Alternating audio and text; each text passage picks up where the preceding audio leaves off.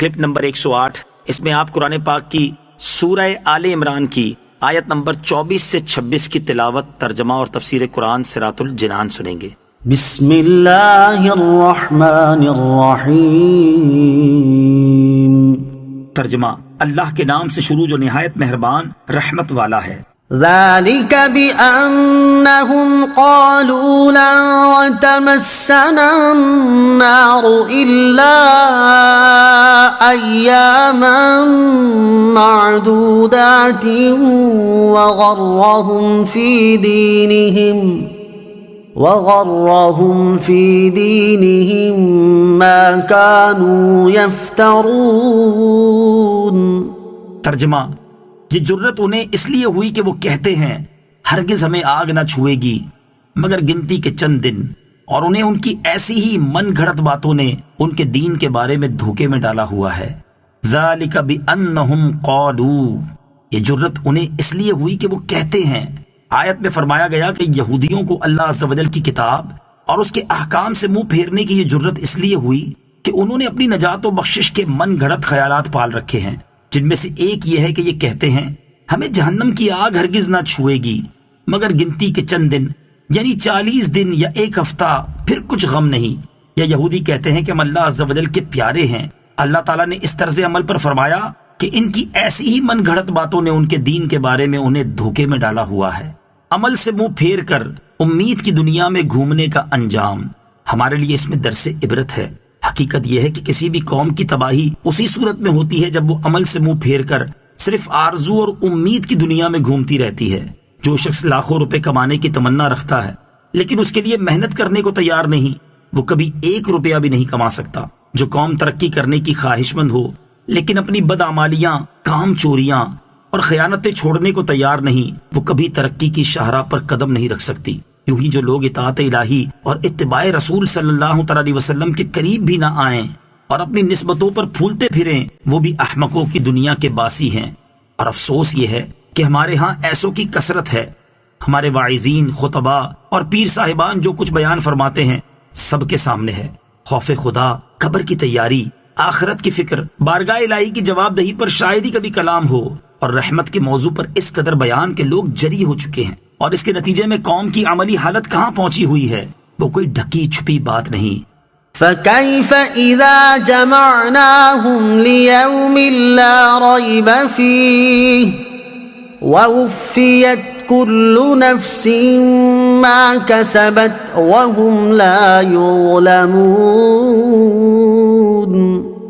ترجمہ، تو کیسی حالت ہوگی جب ہم انہیں اس دن کے لیے اکٹھا کریں گے جس میں کوئی شک نہیں، اور ہر جان کو اس کی پوری کمائی دی جائے گی اور ان پر ظلم نہ ہوگا۔ فَكَيْفَ إِذَا جَمَعْنَاهُمْ، تو کیسی حالت ہوگی جب ہم انہیں اکٹھا کریں گے۔ یہاں من گھڑت امیدوں کی سواری پر بیٹھ کر خیالات کی دنیا میں سیاحت کرنے والوں کی بات ہو رہی ہے، جو عقیدہ صحیحہ سے لا تعلق اور اعمال صالحہ سے دور ہونے کے باوجود خواب و خیال میں اپنے آپ کو جنت کے بلند و بالا محلات میں قیام پذیر سمجھتے ہیں۔ ان کے متعلق فرمایا کہ قیامت کے دن ان لوگوں کی کیسی حالت ہوگی جب ہم انہیں جمع کریں گے اور جب انہیں ان کے اعمال کا پورا پورا بدلہ دیا جائے گا۔ قُلِ اللَّهُمَّ مَالِكَ الْمُلْكِ تُؤْتِي الْمُلْكَ مَن تَشَاءُ وَتَنزِعُ الْمُلْكَ مِمَّن تَشَاءُ وَتُعِزُّ مَن تَشَاءُ وَتُذِلُّ مَن تَشَاءُ بِيَدِكَ الْخَيْرُ إِنَّكَ عَلَى كُلِّ شَيْءٍ قَدِيرٌ۔ ترجمہ، یوں عرض کرو اے اللہ ملک کے مالک، تو جسے چاہتا ہے سلطنت عطا فرماتا ہے اور جس سے چاہتا ہے چھین لیتا ہے، اور تو جسے چاہتا ہے عزت دیتا ہے اور جسے چاہتا ہے ذلت دیتا ہے۔ تمام بھلائی تیرے ہی ہاتھ میں ہے، بے شک تو ہر شے پر قدرت رکھنے والا ہے۔ قل اللہم مالک الملک، یوں عرض کرو اے اللہ ملک کے مالک۔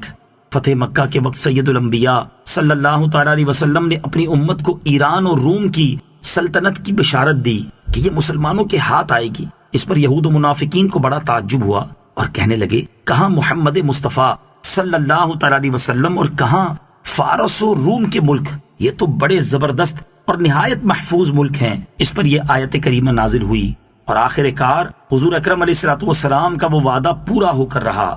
سلطنت و حکومت بلکہ کائنات کا ذرہ ذرہ اللہ تعالیٰ کی ملک ہے، جس سے چاہے عطا فرمائے۔ کتنی بڑی بڑی سلطنتیں گزری جن کے زمانے میں کوئی تصور بھی نہ کر سکتا تھا کہ یہ بھی کبھی فنا ہوں گی، لیکن اللہ مالک الملک کی زبردست قوت و قدرت کا ایسا ظہور ہوا کہ آج ان کے نام و نشان مٹ گئے۔